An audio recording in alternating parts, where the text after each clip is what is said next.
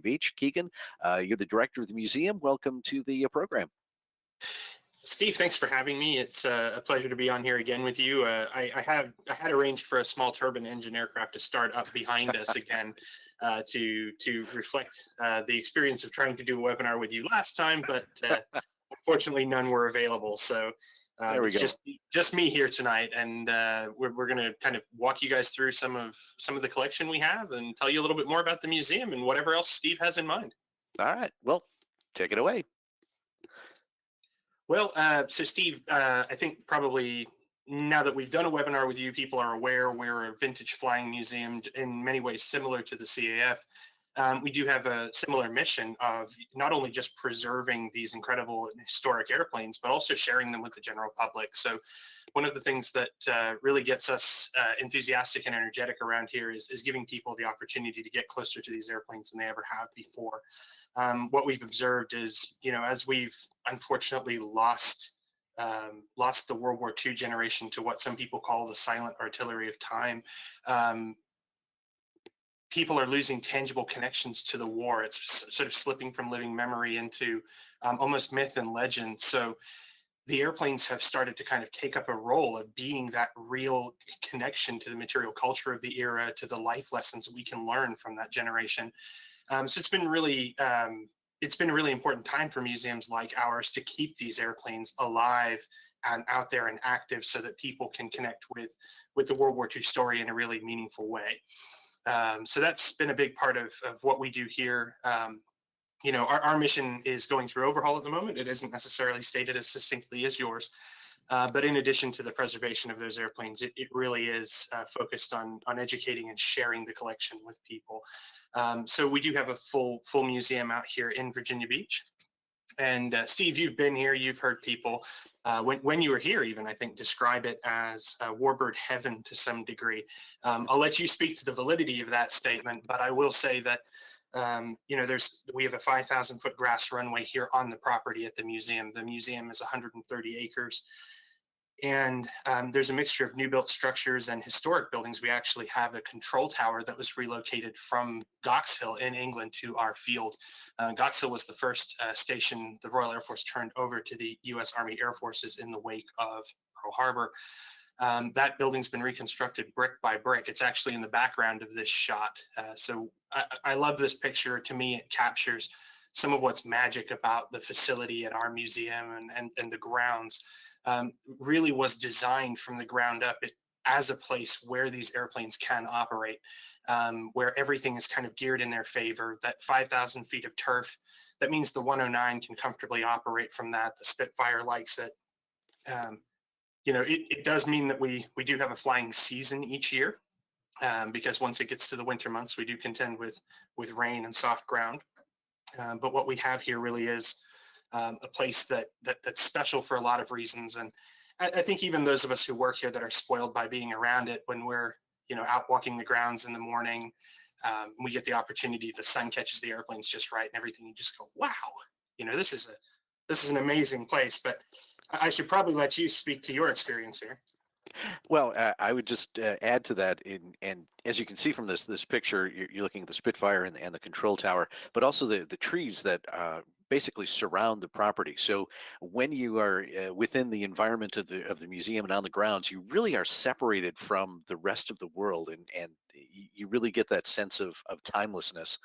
Of being able to go back and now we're looking at World War II, but you also have an extensive World War I collection, and just being able to separate yourself from today's reality and really take a step back and really enjoy and appreciate these aircraft for the mission that they had. I think timelessness is a great word, Steve. I've noted that down for me to use it in the future, but I think that is a big part of it. When I first arrived here, it was so evident to me that although the museum is, there's a lot of growth opportunity left in it, there's exhibits to build, and definitely we need, a few more buildings here and there and things like that. What it is just an incredible potential pent up in it. It's difficult in this presentation. You wanted me to give people a feel of what it's like to come here, to visit here, what the museum is like. What we do is so dynamic and engaging, and you guys know this, it's true of the CAF as well. it's really hard to capture it in images. It's really exceedingly difficult to put your arms around the whole thing and say, this is how incredible this place is. You should all come and visit. I really do need to say, coming here is a special experience, and I think that I would encourage anyone who has an interest and passion and love for warbirds to visit here at least one time. Put us on your bucket list as a place to come and be, like Steve said, cut off from the modern world and surrounded by the sights and sounds of the era, and the timelessness that goes along with it. We were founded by the Yagans. This is Jerry and his wife Elaine. Probably those of you who are familiar with warbirds, you've heard of Jerry Yagan, the collector. He has started to step back from his role, in the museum. He is on the board. We do have a nonprofit board of directors that manages the collection. The museum itself is a 501c3. And while Jerry gets the credit for collecting the airplanes, it really was an idea that he had while visiting the Canadian Warplane Heritage Museum to start a collection like that centralized these important historic artifacts in a place where people could kind of see them all together. It was his wife who drove him. Elaine is really the creator of the museum in the sense that she was the one who was there saying to Jerry, these airplanes are amazing. It's great to gather them all together. But if you don't open it to the public and you don't turn it over for people to come see it and enjoy it and be a part of it, they'll never realize their full potential. So it's been amazing to work with the family and to understand that, what their goals were in collecting these airplanes and what they want people to experience when they come here. I think Jerry was a man of incredible vision to be able to say, these airplanes should operate in this turf environment and surrounded by the trees, out in rural Virginia. And Elaine to realize the opportunity that represents is really incredible as well. So you can find them out here at the museum on occasion, particularly on the weekends. During the summer months, what we call the flying season, we do summer flight every Saturday at 1 p.m. We fly a different airplane from the collection every weekend, weather permitting. And oftentimes you'll find Jerry out photographing the airplanes. He did make a commitment to his wife that he would stop actively flying them at 72. He's just celebrating his 76th birthday this week. So it's been a couple years since he's been actively flying. But the airplanes continue to be operated by our volunteers. We have over 240 volunteers here at the museum. That stretches from all of our pilots are volunteers, right on down to the folks who greet you when you come in the museum, the folks who move the airplanes. We are a volunteer-driven organization, much like the CAF. And what's really great about that is any day you walk through the door here, you'll meet someone who's passionate, who's enthusiastic, who's excited about what they do here. And that's great for people like us who are interested in these airplanes, is to come here and meet other people like us who share that passion and that enthusiasm. It means that every day there's people working to better this whole thing, that are driven by the desire to see these airplanes operated safely, demonstrated for the public, but also cared for in the winter months. The airplanes are going through their winter maintenance cycles today, and there's plenty of mechanics down there working on airplanes, but as they come back up to the museum, they get cleaned up and sort of made ready for the year. And it's a big sort of village-wide effort to get the airplanes ready each year. So I did want to stop here and address it because we do often get people who walk in and just say, I love these airplanes. How do I get involved? And there really is involvement at every level, whether it's flying the airplanes or you just want to be in proximity to it. We have multiple opportunities for people to step in and get involved. And that really is a big part of what we do. One of the things that we like to do as well is, offer really great programming with the airplanes kind of at the center of that. Connect people with how training happened during the war, give them the opportunity to get in and out of the airplanes. And we do rides and so on, just like most warbird organizations do. But I like to think that probably some of the most impactful experiences that people have are ones just like the one in this image here. I was trying to select an image, and there are about 30 that are really, really good, that get to different aspects that range from how to get involved in aviation model making all the way on up to, flight familiarization for Boy Scouts and so on. So we run a spectrum of programs. There's really something for everyone here. And again, those programs occur with the support of great volunteers. We do have a youth volunteer program as well. So what happens a lot of times is people expand their interest in aviation through participation with the museum. You might come to summer camp one summer as a 16-year-old, but the following summer you might be here actually supporting the camp, helping teach the class if you've if you found that aviation is a love for you and something you want to continue to engage with. So that's really exciting for us. And I suppose, Steve, before we dive into the collection, you've had some exposure to our air shows. This is a photo from one of them. Air shows out here can be a fairly chaotic affair, but they're really the best chance to see all of the collection in action over the course of a weekend. We did two air shows last year that were very successful. We're looking forward to bringing back our annual Flying Proms this year, which is a symphony performance alongside an air show, as well as our Warbirds Over the Beach returning in 2022 also. So great opportunities upcoming to see them. We haven't posted our event schedule for the year yet, but we will be doing so here in the next couple of days. So if you're interested in making a trip out to Virginia Beach and want to try to synchronize that with one of our shows or events, I definitely recommend people follow us on Facebook or visit militaryaviationmuseum.org to find out more about the museum and its collection. I guess, Steve, I'll pause for a breath and see if you've got anything to add to that before we get into the collection. Sure. Being a Warbird enthusiast and airshow enthusiast for many, many years, I was very pleased to have an opportunity to be at your show, the Warbirds Over the Beach, very first weekend in October this past fall. And for the first time in a very, very, very long time, I saw something in the air that I hadn't seen before, and it turned me back into an airshow spectator. And it was an amazing shot with the Mosquito, the de Havilland Mosquito that we talked about several weeks ago, along with the Spitfire and the Hurricane, and the three British aircraft, so famous just in relatively loose formation, but just coming in over the trees, over the grass strip.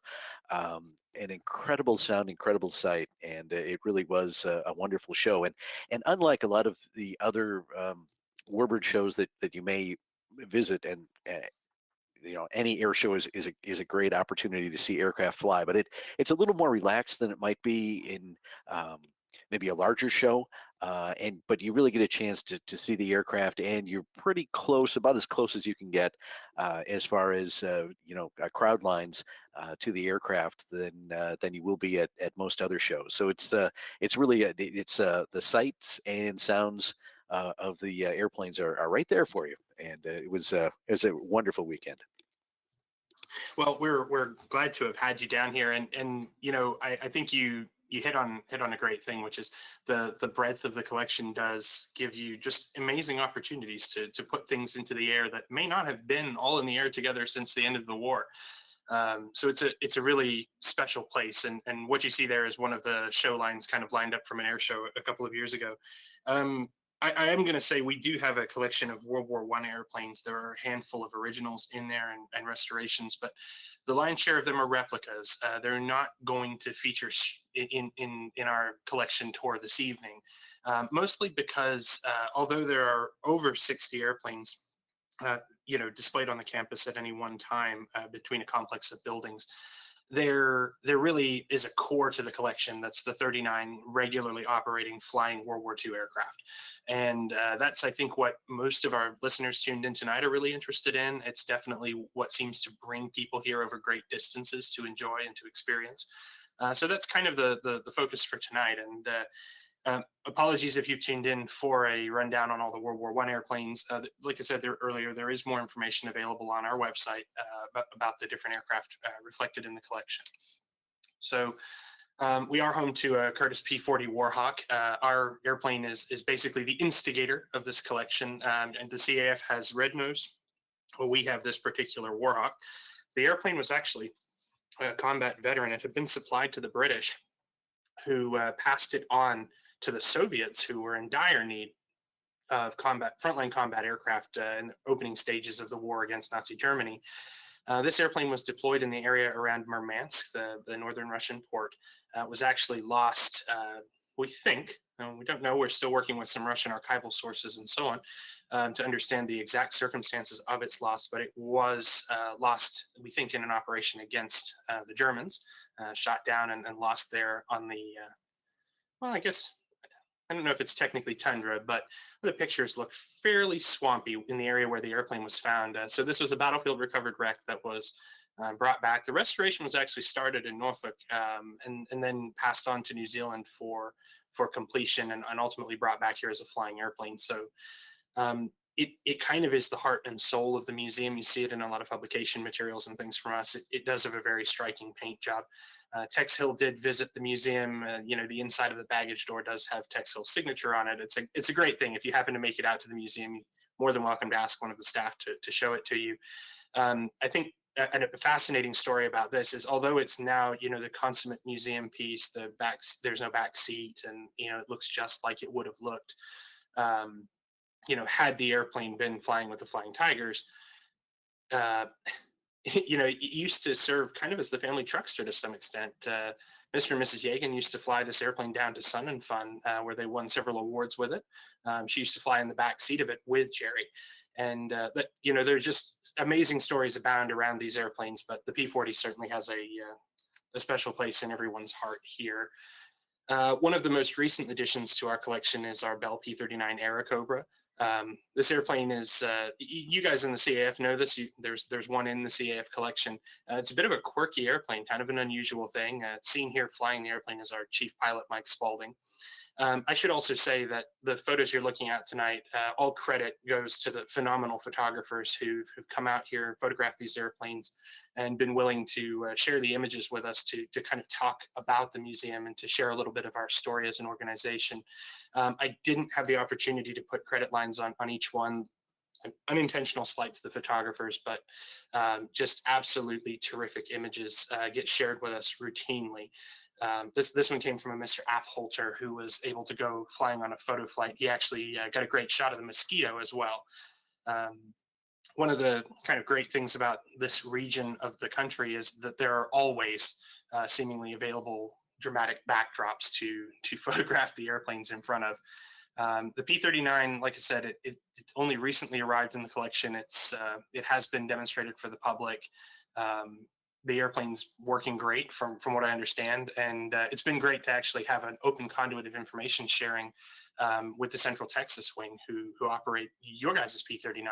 And we've had to compare notes on all sorts of unusual operational challenges that come from these airplanes, like water sprayer systems that kind of cool the intakes for the radiator and kind of spray water through it to give you a little bit more time taxiing and things, considerations they weren't really worried about during the war years. One of the largest airplanes in our collection is our North American B25 Mitchell. This airplane is known as Wild Cargo. This is one of the Soplata airplanes that was actually restored, brought out of there, flown off of a very short landing strip following its initial return to service, brought here to basically finish up the work. So the airplane's loved by all here. One of the great things that we tend to do with the airplane is let the summer campers actually manipulate the turrets. You don't have to be running the airplane as long as it's hooked up to a cart. And so people get to get in the tail turret, move it around, and it's really interesting to have a lot of those ancillary systems functional. One of the nice things about our collection is that a lot of effort has gone into historic interiors in some of the airplanes. So our PBY doesn't have much of a historic interior in there. We're still actively working to restore that, but our B25 is pretty good with a lot of the turret equipment and so on in the aircraft. And speaking of carts, Steve, I know this is your favorite picture of our Mustang with with the power cart behind it. That it is. So this is Double Trouble 2. Our Mustang is marked up as one of the Slybird airplanes. It's been really exciting, as we've been sharing more about our collection, getting a great Facebook following going. Again, if you love Warbirds, just definitely follow us on Facebook. There's great content there. When the chief pilot comes out to walk around the airplane and pre-flight it, we'll follow him with a camera and give you guys the chance to kind of follow through their processes and making the airplane ready for flight and so on. But there's also just a stream of great photography that's shared with us by Warbird enthusiasts who capture our aircraft. We go ahead and share that on our page. That's helped us, reconnect with family members. So although this is not the original Double Trouble 2, it's a tribute scheme. We have been in touch with the original pilot's family to learn more about him and his personal experience of the war. So it's been really great to see these kinds of connections emerge out of, really getting out there and telling the story of this great collection. Our Mosquito, obviously, we're getting into some of the British airplanes now. Our Mosquito is a fan favorite, I think. At the time that it first flew in 2012, the airplane was the only one of its type in the world that was airworthy. The restoration was done down in New Zealand by AFSpecs, and my understanding is the restoration, the earnest work took about a decade to complete on this particular airplane. It's still an amazing thing to see it fly. It's since been joined by several others that were built off of the same jigs and everything that was made to allow this airplane to be assembled. But there's just nothing in the world that sounds quite like a Mosquito. It's a truly amazing thing. And Steve, I think you get to see it fly up at Oshkosh back when it was first kind of out on the circuit. But you did see it fly more recently with the Hurricane and the Spitfire. And I think you'll probably agree that it really is just a kind of a magic experience. Oh, definitely. I mean, as you mentioned, there's no sound quite like the sound of a Mosquito with those two Merlin engines in very close formation. Yeah, and seeing it at Oshkosh, those who have been to AirVenture and Oshkosh know that that's a spot where a lot of aircraft debut, especially Warbirds freshly coming out of restoration. So it was warmly received when it was there. But again, going back to the environment at the museum there, the Military Aviation Museum grounds, it's just a different environment, and again, you're just really getting the proximity to be able to really see and hear up close these airplanes. It's really very magical. Yeah, if you plan your trip around a summer flight experience to come out and see one of the airplanes, and unfortunately, because of our turf runway situation, it is possible that although it may not be directly raining on the day of the performance, that we just can't fly the airplanes because of the softness of the runway owing to rain earlier in the week. We have had some interesting opportunities arise because of that. We did run a Merlin orchestra performance by lining up the airplanes we have that have Merlins on them and running them on the ground for the crowd to be able to still grab some great photographs. But what a remarkable sound to have the Spitfire, Hurricane, and the Mosquito all running at once. We didn't get the Mustang out that day, but I guess if we would have really committed ourselves to the Merlin Orchestra, we probably could have scared a few more into it. So who knows, maybe at a point in the future, we'll have to do something like that.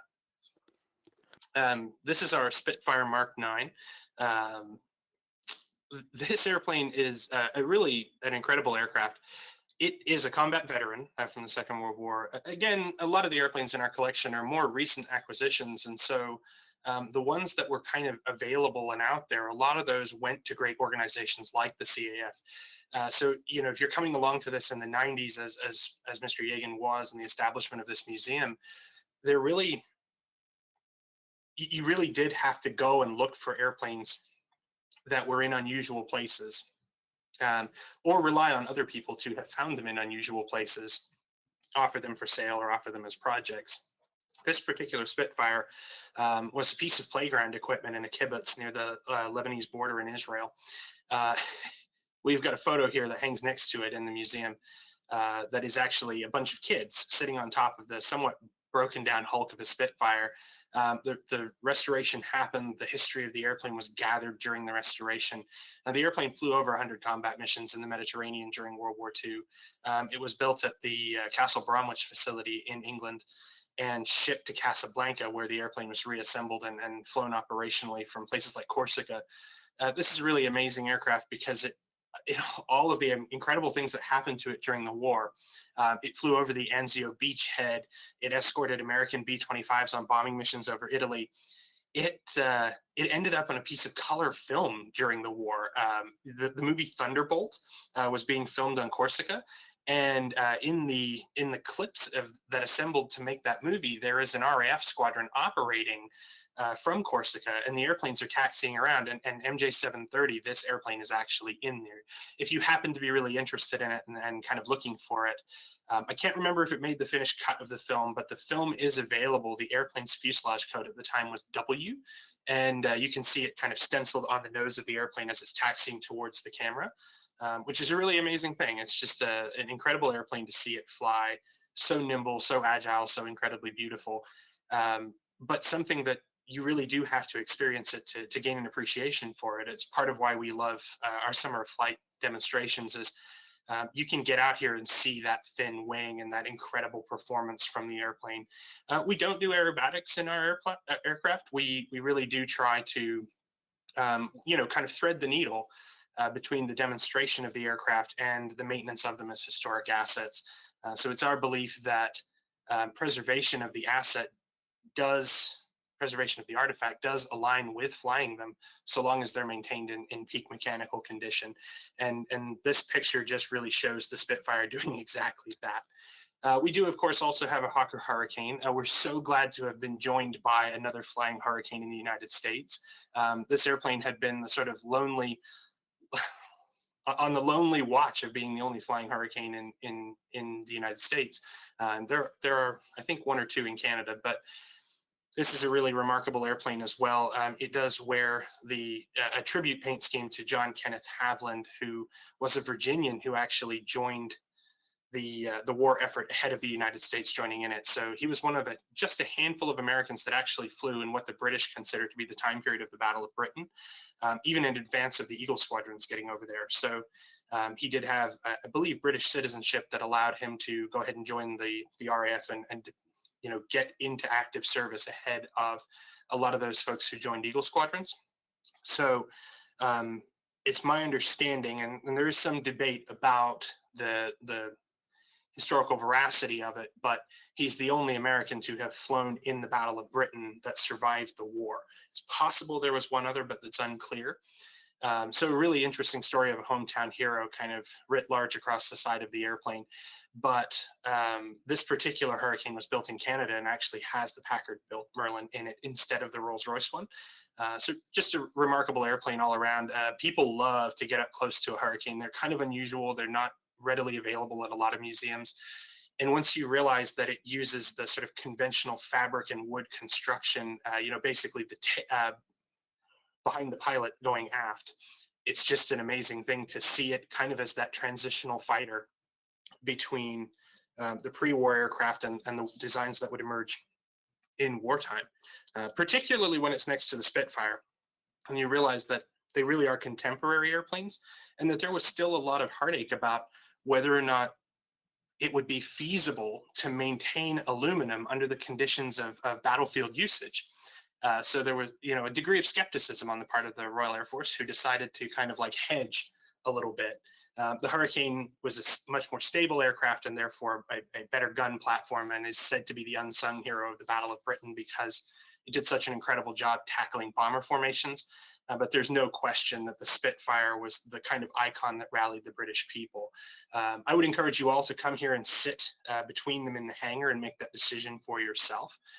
It's so incredible to see historic airplanes up close with no ropes. We don't believe in fencing the airplanes off. And that gives you the opportunity to just be there and feel like you're connected to this thing that's much larger than the aluminum itself. So get into some of our Navy airplanes now. We do have a General Motors FM2 Wildcat here at the museum. Our Wildcat is near and dear to us because it actually rounded out its Second World War service here in Pungo. We were in Virginia Beach, but at the time, there was no Virginia Beach. There was Princess Anne County, and in fact, a very small hamlet, almost known as Pungo, became home to a Navy composite group training facility. So training teams to work off of the small aircraft carriers flying Wildcats and Avengers. And this Wildcat was actually here doing that during the war. So for it to come back here and still be a feature and fixture in the skies over the very fields where it trained pilots during the war is a pretty special connection for those of us here that get to enjoy that. We do also have an Avenger, of course. This one is painted in composite group markings from early in the war. And it really is I probably don't have to overstate the importance of the Avenger and its suitability for a range of missions, operating off of American carriers during the war. I think most people are probably familiar with that. But for us, one of the things we just love about the Avenger and the Wildcat is when we get to demonstrate them together, our Wildcat still has the hand crank stow wing mechanism, whereas the Avenger has the hydraulic version. So we have been known to fold them out and have the audience bet on which one they think will unfold faster, the fighter or the bomber, and then have people kind of jump out and run around and operate the hand cranks to deploy the wings on the Wildcat. So I think everyone's enjoyed, the full-on Navy salute, folding the wings on the Corsair or what have you. Doing it with Grumman's patented stow wing is really one of the things we've come to enjoy about our summertime flying demonstrations.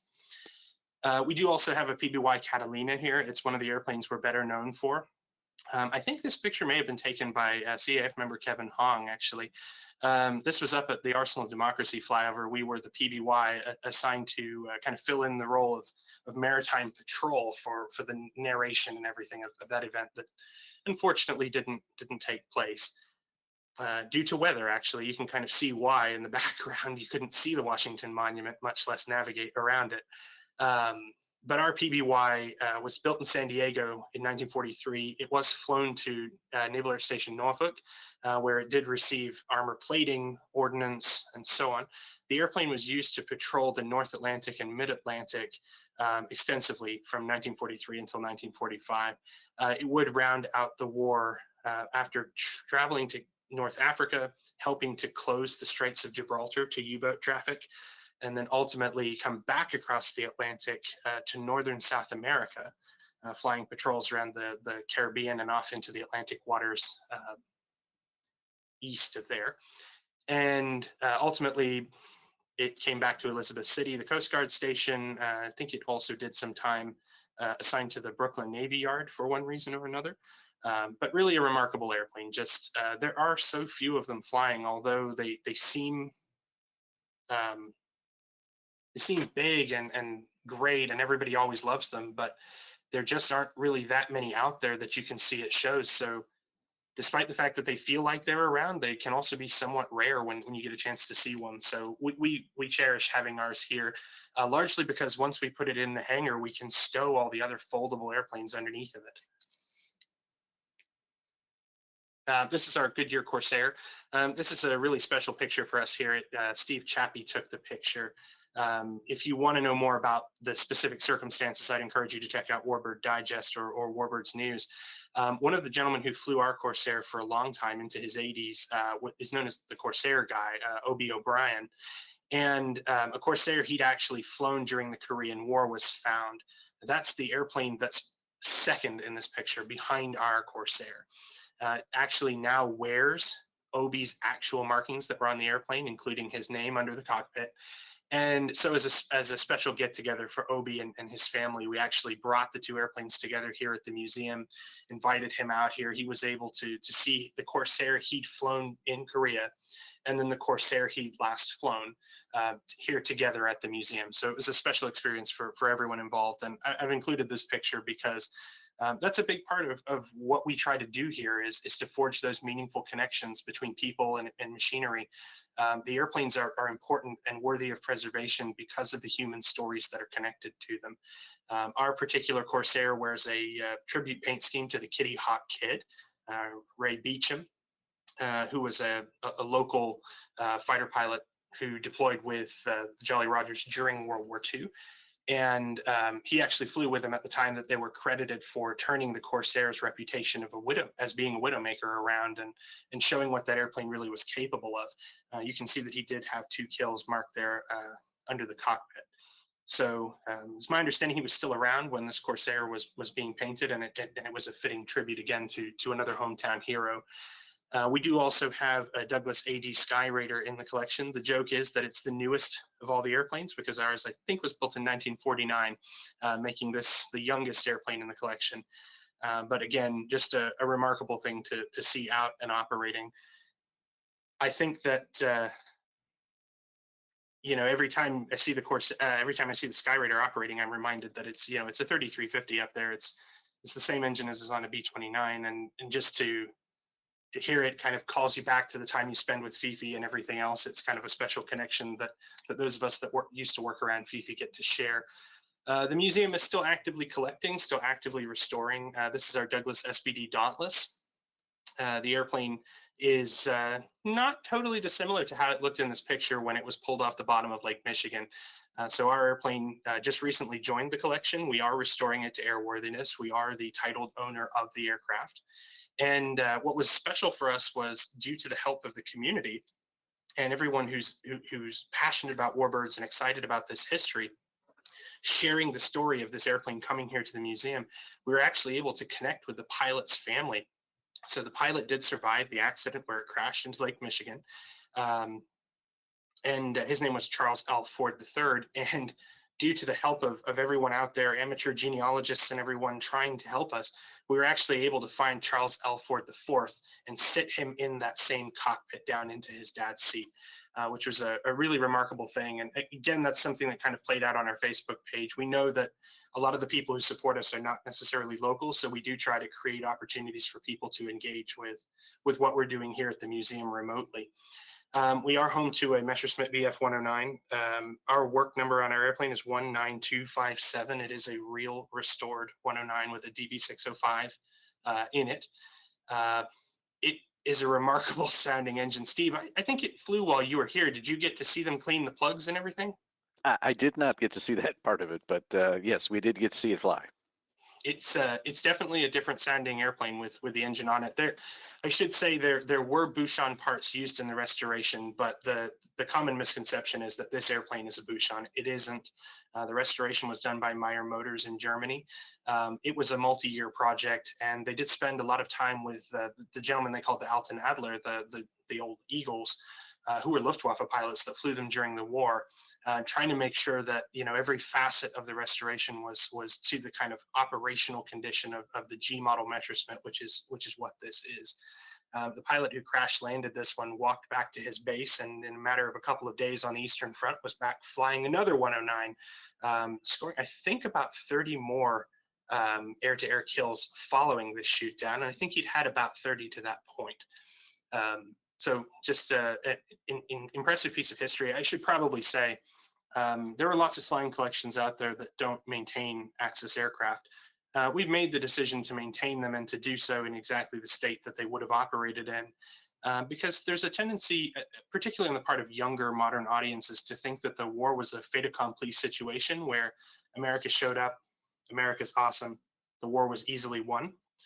And it's our belief that maintaining this collection of Axis aircraft is actually a way of highlighting for people the scale of the challenge that we were up against, so that people can understand the true breadth and accomplishment of what the nation undertook during the war, and what that victory really meant in terms of the invested effort to get there. So when you look at the 109, it's an incredibly nasty piece of machinery, and to understand that we really had to get to a place where we could compete and best this piece of equipment helps people navigate and understand Mustangs and aircraft like it in new and interesting ways.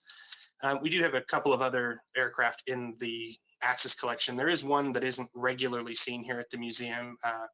Out of deference and respect to the neighbors, we tend not to operate jets from our rural facility here. We do keep this airplane in a hangar off-site. And it's actually having some work done to the brakes, so it hasn't participated in our more recent air shows. But we do have one of the Legend Flyers ME-262s, so really a remarkable airplane. It is anticipated to return to airworthiness this year, so keep an eye out on the schedule, have the opportunity to come see the 262, and perhaps an air show performance out of it is not too far outside the realm of possibility, something looking similar to what you see in this picture. Interesting connection we share to the CAF is we have both at one time or another been home to this same Ju-52. It's actually a CASA, the Spanish license-built version, but Tanta U is a welcome addition to the collection here. It's a big, impressive airplane. People like to get up close to it. we get a lot of questions about, is this a Ford tri-motor? It's not. Ford tri-motors are very cool, but it's our understanding that this is the only flying one in North America. So every time we get to see it fly, it really is special.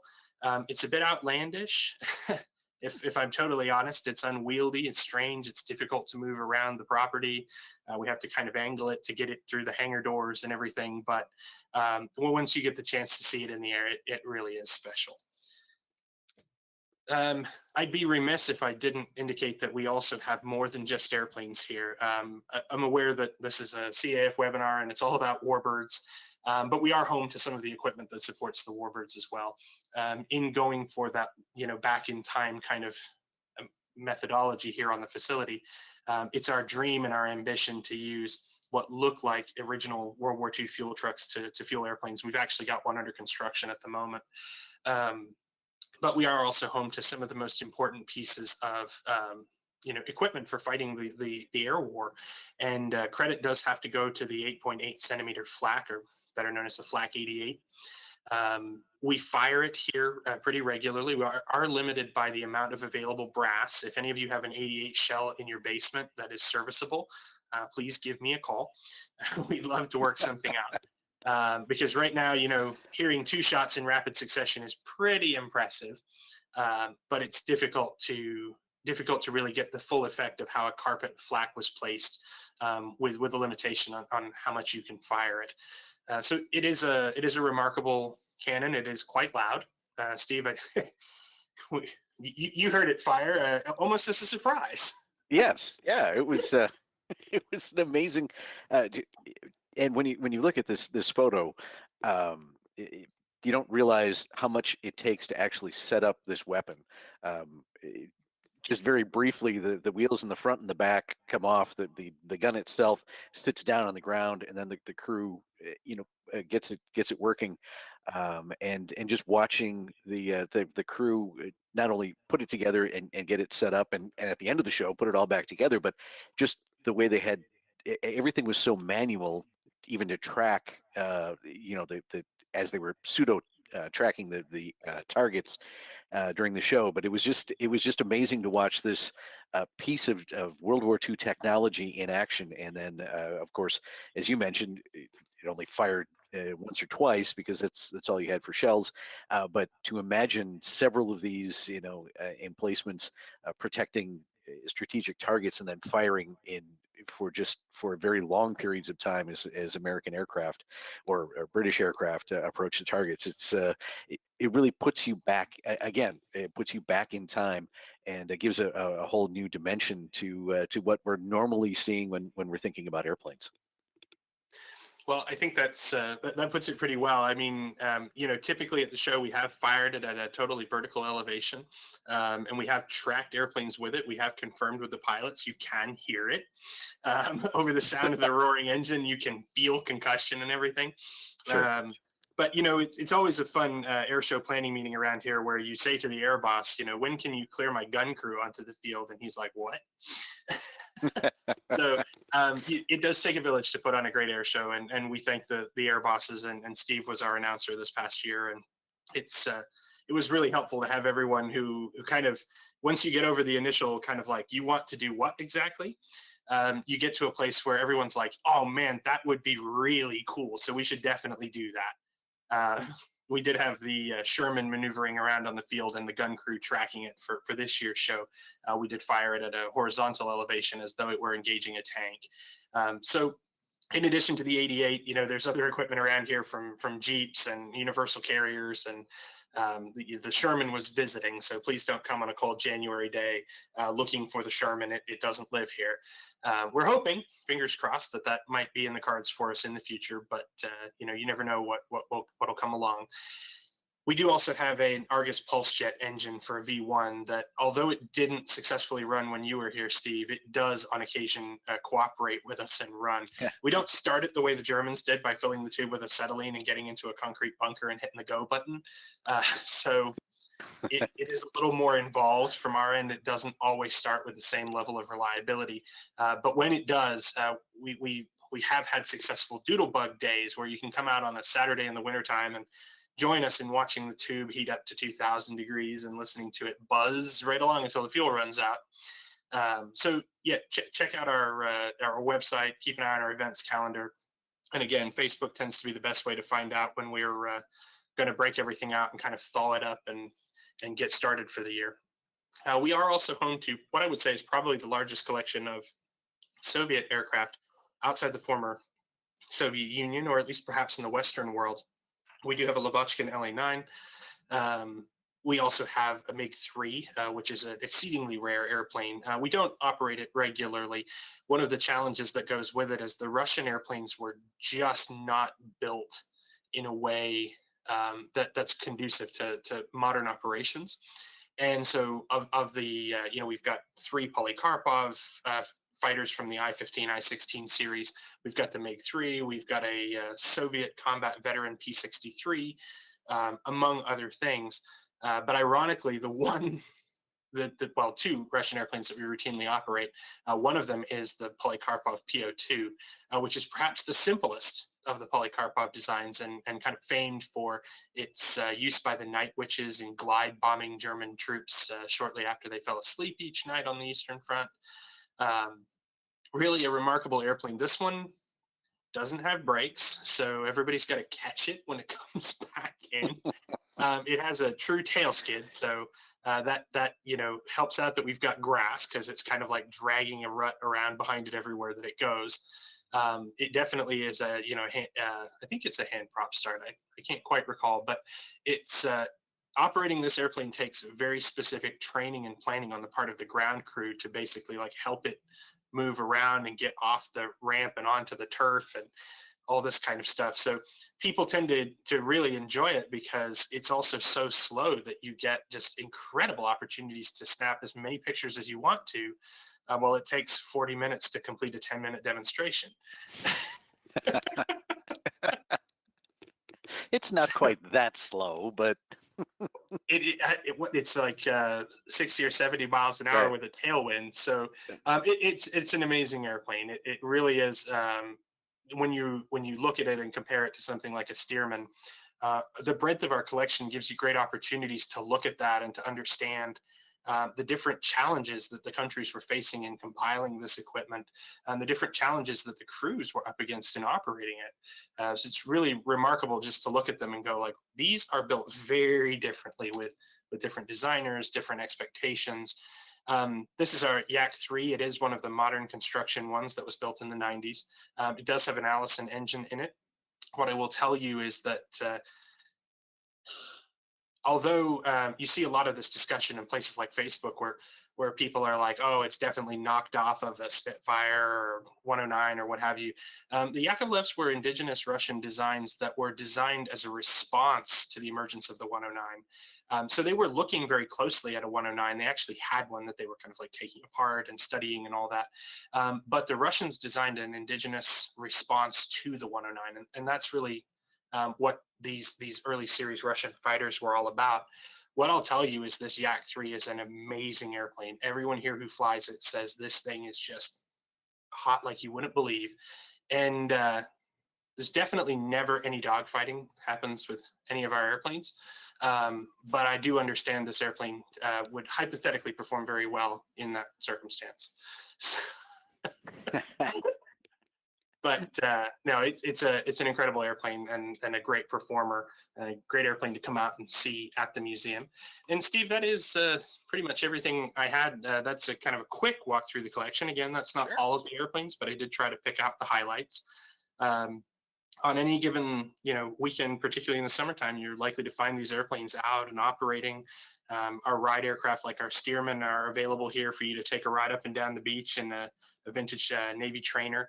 It really is a special place, not just for those of us that work here, but we feel it's special to the Warbird community as a whole. So please, if you're in the area, definitely stop by. We love to see members of other organizations and to talk with you about the airplanes. We like to meet people who share our passion for this, and so put us on your bucket list, or heck, put us on your vacation list for the summer, and come out and join us. There you go. We have some passionate folks who are asking some questions. I've been watching the presentation. I'm going to back up. You mentioned the film Thunderbolt. And while you're doing that, luckily I have another screen here. It is available on YouTube. It's a 1947 film. For any film buffs out there, it's a William Wyler directed film. Jeremy Stewart is one of the narrators along with Lloyd Bridges. But yes, it does take a look as you're reading through the Wikipedia here, and it does mention some of the British aircraft. That the actual mission that is based in the film is probably more of a British variety than it was the Americans. But Thunderbolt is out there, 1947 film. And then another one that I just happened across is Don't Be a Dilbert. I had forgotten about the Dilbert cartoon character that was used in World War II. Basically, don't do nothing dumb. And that one is Don't Be a Dilbert, featuring the F4F. So a couple of movies, if you want to take a look at those are both on YouTube. Anyway, to some of our questions.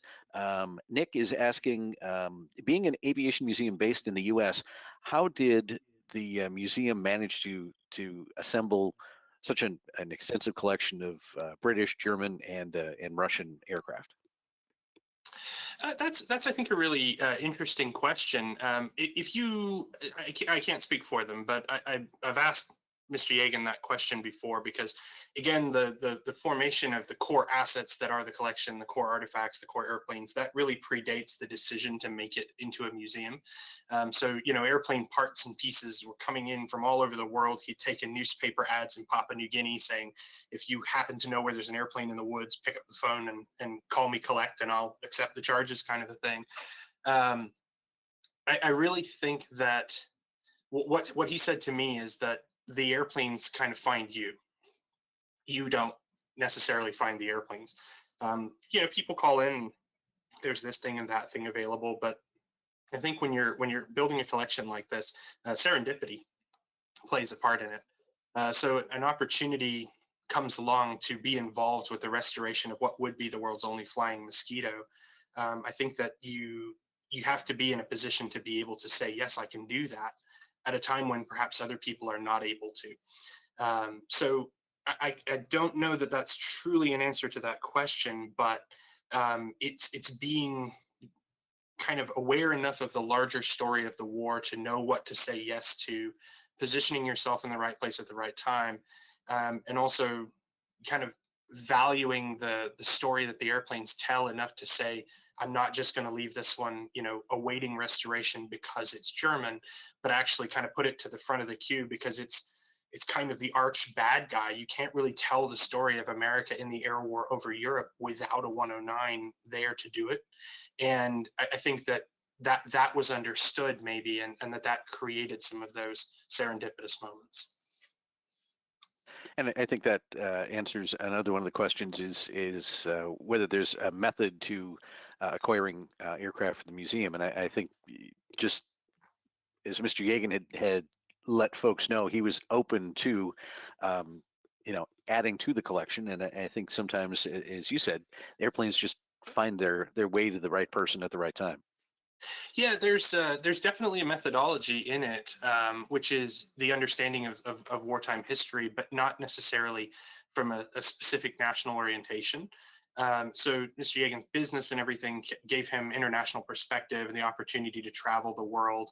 You know, I think he flew an Aerostar to Siberia. I could be wrong on that one, but you know, he was an aviator and an extensive traveler beforehand who got to have a fairly international perspective and to hear stories of the war from different perspectives. And I think that opened him up to connections, relationships, opportunities, things like that. There definitely is a mindset and methodology in the collection. It really was oriented around the World War II years at the core of it. As the World War II collection rounded out, and I think it became more difficult to find a few of the missing pieces, like everyone here knows, I'm pretty sure we'd love to have a P-47 and a Hellcat. That guests ask us about that all the time. It seems like you should have enough airplanes that you probably have a P-38. You know, where is it? And it's like, oh, well, we don't have one.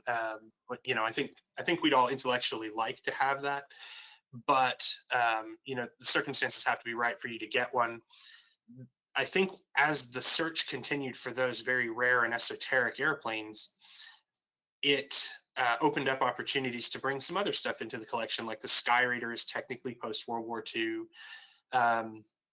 The World War I collection, I think, emerged as opportunity dictated. There was a way to acquire an original Curtiss Jenny, and some of those types of airplanes kind of became the crux of a World War I collection.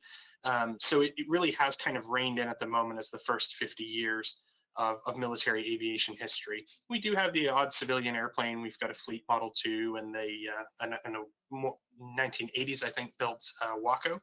But those airplanes are here in support of the larger collection, as opposed to being direct features in it. So really the goal with the collection was to capture the iconic airplanes of World War II, preserve them for posterity, but keep them living and breathing so people can forge that meaningful connection with the lessons that era and that generation can teach us. Without revealing any company secrets, but can you let us in on any of maybe some upcoming projects, be it an aircraft or improvements at the museum that people might see in the next year? Yeah, I'm always so tempted because I would love to just say, oh yeah, we're doing these 37 things, but you've got to kind of wait till the fruit is ripe to some extent before you can get too wound up about it. What I would say is that I read posts all the time on Wix. I'm a lurker, definitely not necessarily an avid poster, but it is interesting to read external perspectives on what we do and people kind of assuming the collection's finished or that it's in stasis or these kinds of things. And hopefully the Dauntless provided a little lesson there, which is things aren't always as static as they appear. There may be a large set of hurdles being cleared for the next, sort of massive inclusion into the collection.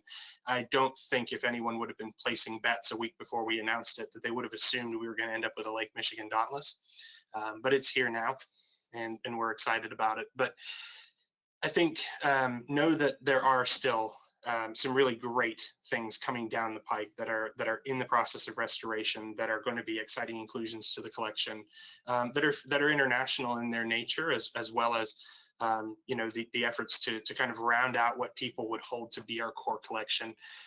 In the more near term, we are looking pretty closely at exhibit development and things like that inside the museum. We face one of the great challenges that every one of our organizations faces, which is, you want to build great exhibits around the airplanes. You want to find a way to let people hear that interview with that fighter pilot next to the fighter they flew. And we just struggle with that because every time we put something together, we have to come back in and grab an airplane, take it out, fly it, or do maintenance. And it becomes very difficult to kind of create that experience, tear it down, create it, tear it down. So what we're working on is, those of you that are familiar with the building, we've got a kind of central atrium to the building. We're building some more conventional exhibitry in that space that's aimed at contextualizing these airplanes.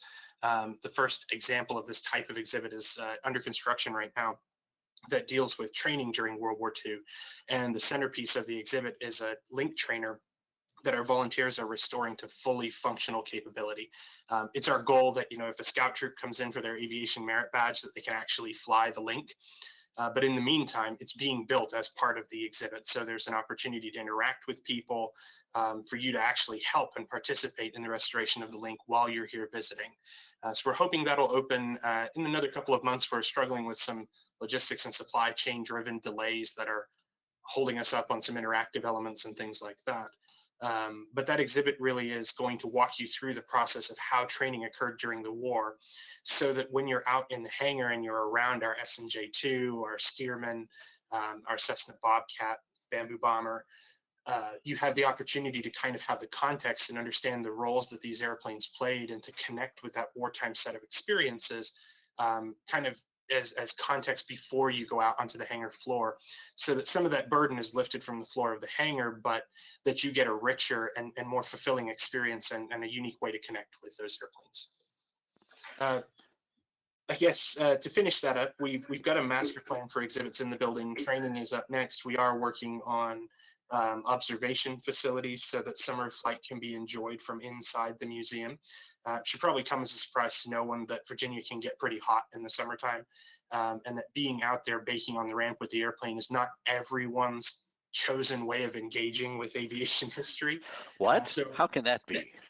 we do want a place where, if you need to have your kids away from the direct roaring noise of something and still enjoy the presentation, that's an option for you. I know there are those of us that, you know, we're just like, oh man, if you're not baking with the airplane, you're doing something wrong. But you know, there were at least a couple of 100+ degree days with massive humidity that had me questioning my love of these. Is there a favorite airplane that you have in the collection? Man, why do people always ask that? You know, it's like you meet someone for the first time and you're like, which of these children do you like the best? Are there any of these children you'd part with? No, you know, I kind of go back and forth. I'm a Canadian, so I do have a feeling of connection to our Mosquito. It's a Canadian airplane. It actually was in storage not far from where my dad grew up. So you probably could have seen the airplane from the road driving back and forth, you know, around that province. But for me, I love the PBY. I think one of the things that if I had to say, how did I get interested in warbirds, was watching the 1970s Midway movie. And something about Strawberry Five and the crew eating graham crackers just spoke to me that, like, you know, I was never going to be a fighter pilot. That wasn't in the cards, but maybe I too could eat graham crackers inside of an airplane that does 120 knots or something like that. You know, I know that there is obviously a lot more into this, you know, maritime search and rescue role and observation and reconnaissance. But watching that movie, to me, the standout performer in the whole thing was, you know, definitely not the Dauntless, but definitely this cool flying boat they were going around in. Yeah, I think you've just inspired us for a new topic for an upcoming webinar. We'll get a panel together and ask each of the panelists what was the airplane in what movie that inspired you to get into the warbird movement. For me, it was the Mustang and the movie Battle Hymn. It's not a very well-known movie, but it's actually a Korean War movie. But anyway, there's a long story that goes with that, with the Catholic grade school, and we'll tell that sometime. Steve, you know what you probably need to do is like CAF cocktail hour and have everyone together, because I think there are fascinating stories that would come out of it. Like knowing that Midway, once I got to know that the movie was not a historically great feature film, it was kind of like the hidden shame, right? So Randy Wilson and I were talking one time, and you know, he's obviously very involved in the CAF and his history and archives. And he's like, hey, what gets you interested in this? And I was like, that movie. And he's like, oh no, that's awful. That's a bad movie.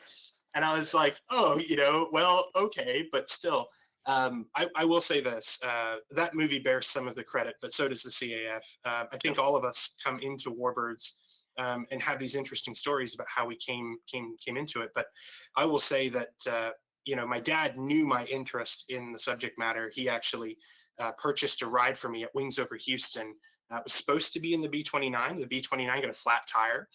And that was probably I know this is going to sound weird, but the best thing that could have happened, because they came over and said the B-29 wasn't going to fly, but that the B-24 would the next day. And so we met the B-24 out at a follow-on tour stop in West Houston, out at one of the executive airports. And I got to go fly in it, and a volunteer named Jim Neal, who's since passed, but he sat next to me, and he just inspired me with his enthusiasm for the subject matter, his knowledge, the opportunity actually had to fly this airplane and participate with it. And I basically went home and signed up and joined the CAF, and the rest is history. Those of you that knew me while I was working at the CAF, you know that, you know, it's been an incredible ride to get to be involved with all of this. And where I'm sitting today with this collection, it wouldn't have happened had I not had those experiences at CAF. And so if there are any of those of you that are listening that were part of that journey, I can't thank you enough. You know, please feel that our place here in Virginia Beach is your home too, because we are all part of a larger community that shares a commitment to these incredible machines, to the stories that they tell. And we're all united in that purpose. So some of you probably know we had a bunch of our airplanes at the CAF National Headquarters a couple of months ago to all participate in a kind of large Warbird event. And that was a great feeling to get to be back in Dallas and to bring some great airplanes along, and for all of us to be excited about what's gone on in each other's lives. And Warbirds is just truly a remarkable community. And Steve, I know you feel the same way. That's right. And speaking of community, Troy Fitting says if you ever get an authentic World War II aircraft servicer for the oil crew, he'll be on the next flight to Virginia Beach to help run that crew for you. I appreciate it, Troy. You're welcome anytime. Keegan, just before we sign off, if folks want to follow more, you mentioned the schedule of events, flying activities coming up. How do they keep track of what's going on at the Military Aviation Museum? So there are three kind of best recommendations. One is visit militaryaviationmuseum.org. That's kind of a two-parter because you can sign up for our newsletter on the homepage. If you scroll down, put your email address in, you will get newsletter content from us periodically. We don't tend to send anything unless stuff is happening. So please don't feel like you'll get an empty newsletter once every 30 days just as a matter of fact. But you will get opportunities to purchase air show tickets early, be the first to know when something cool is happening at the museum. And of course, there's Facebook. I know that people are sort of conflicted in the use of Facebook. We do also have a great Instagram. You can find us on LinkedIn. We're also on Twitter. You can kind of pick your poison there. But Facebook really is a great place where we load up great photographic content, videos, film, things like that. It has a lot of utility for just posting content. You can also find our series of webinars on YouTube. We did have to suspend them owing to the flying season, but we are looking forward to getting those started again. And I alluded to some of who the speakers might be a little earlier in the presentation, talking about the connections we've had with family members of the pilots who had flown our tribute paint schemes and things like that during the war.